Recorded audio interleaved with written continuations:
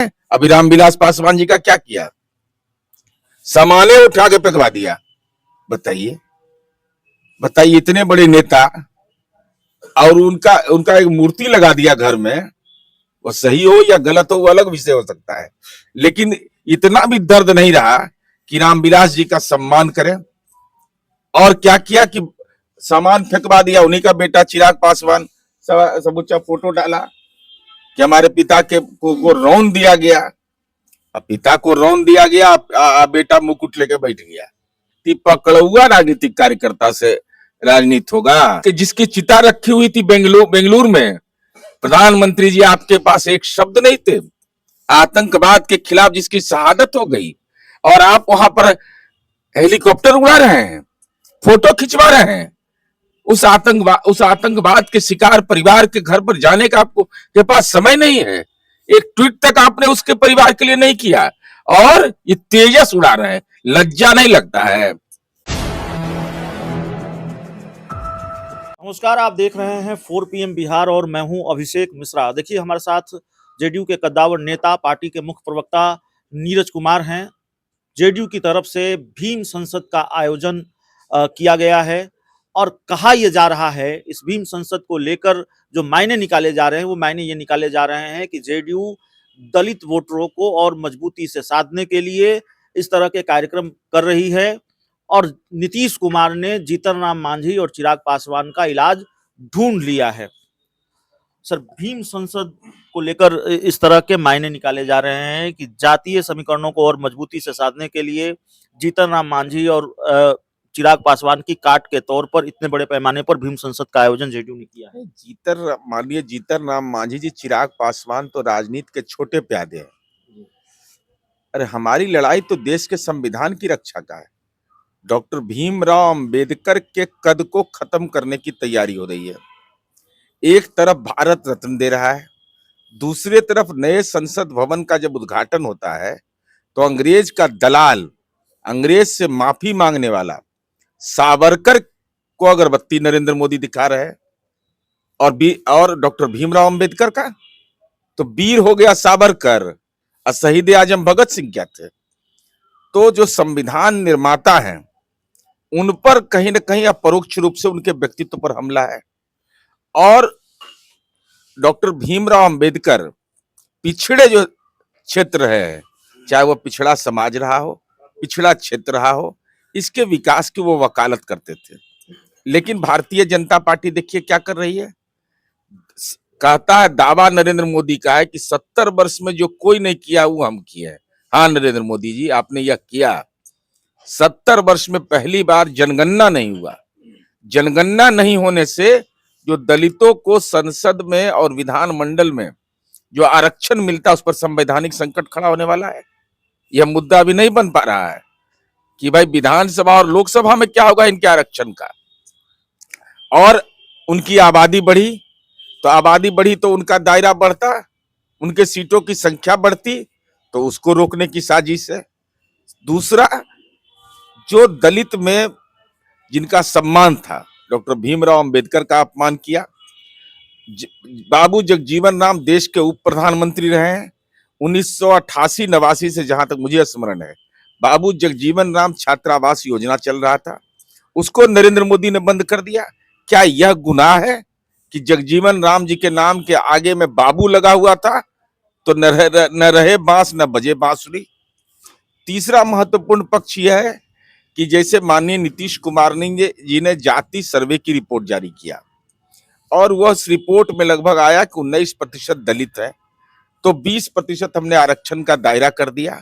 तो 2011 में जो दलितों की आबादी थी, तो उस समय तो यूपीए की सरकार थी, लेकिन 2015 के जून महीना में वह डेटा सार्वजनिक होता है, तो क्यों नहीं उसके आबादी के अनुपात में आपने आरक्षण केंद्रीय स्तर पर दिया।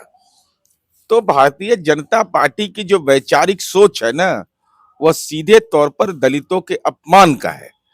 तो हम भीम संसद में इन सवालों को उठाएंगे।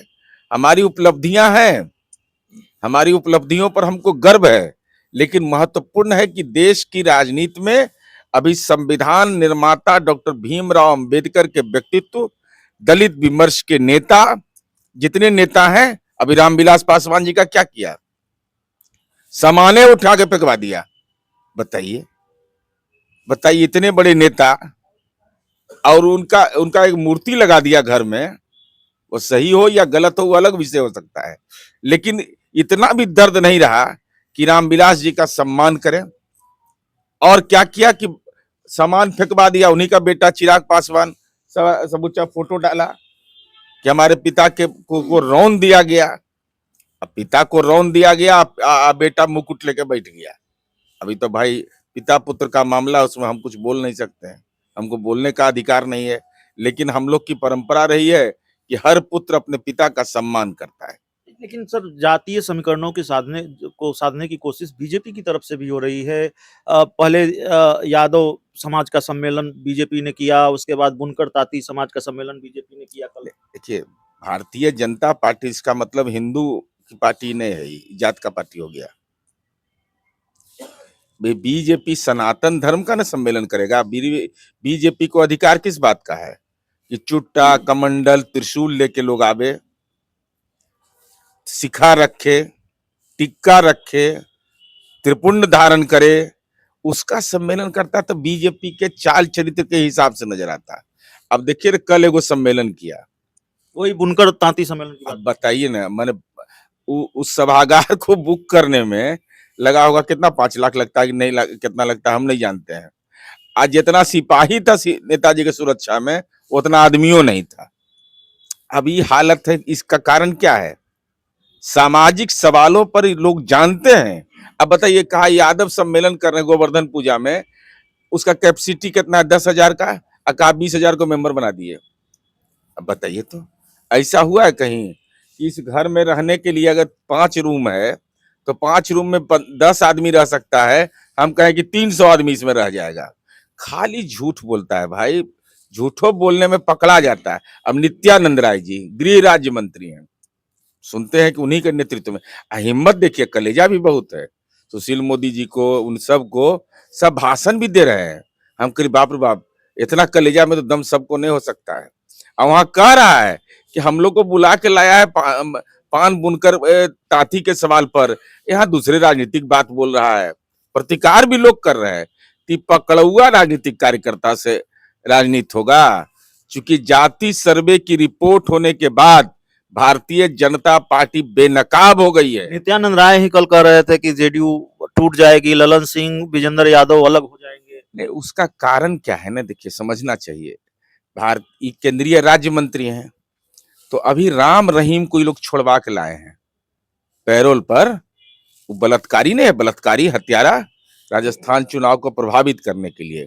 तो नित्यानंद राय जी का जरूर संपर्क हुआ होगा उससे, तो राम रहीम से कान में पूछे होंगे कि कुछ जदयू टूटने वाला है क्या, तो कुछ बोले होंगे। उन चूंकि आसाराम बापू पहले आशीर्वाद नरेंद्र मोदी को दिए थे, तो बेचारे तो जेले में है, बेचारे नहीं है, वो तो पापी है, जेल में चला गया। तो अब तो रामे रहीम बचे हुए हैं, 6 बार पैरोल पर रिहा किया है। ये कितना बड़ा क्रूर है ये सब, जो हत्यारा है, जो बलात्कारी है। और उससे बड़ा मजाक कितना बड़ा कल प्रधानमंत्री ने किया है। वो शहीद कर्नल जिसकी चिता रखी हुई थी बेंगलुरु में, प्रधानमंत्री जी आपके पास एक शब्द नहीं थे। आतंकवाद के खिलाफ जिसकी शहादत हो गई, और आप वहां पर हेलीकॉप्टर उड़ा रहे हैं, फोटो खिंचवा रहे हैं। उस आतंकवाद के शिकार परिवार के घर पर जाने का आपको के पास समय नहीं है। एक ट्वीट तक आपने उसके परिवार के लिए नहीं किया, और ये तेजस उड़ा रहे हैं। लज्जा नहीं लगता है कि 11 वर्ष में इंटर के बाद बीए पास किए हैं। ये देश के शहीदों के साथ का अपमान किया है नरेंद्र मोदी ने कल। देखिए, हमारे साथ जेडीयू के बड़े नेता नीरज कुमार थे, पार्टी के मुख्य प्रवक्ता, और कई सवालों पर बातचीत। सबसे बड़ा सवाल कि भीम संसद का आयोजन और इसके पीछे जेडीयू की मंशा क्या है, और इसको लेकर अलग अलग मायने भी निकाले जा रहे हैं। बहुत बहुत धन्यवाद।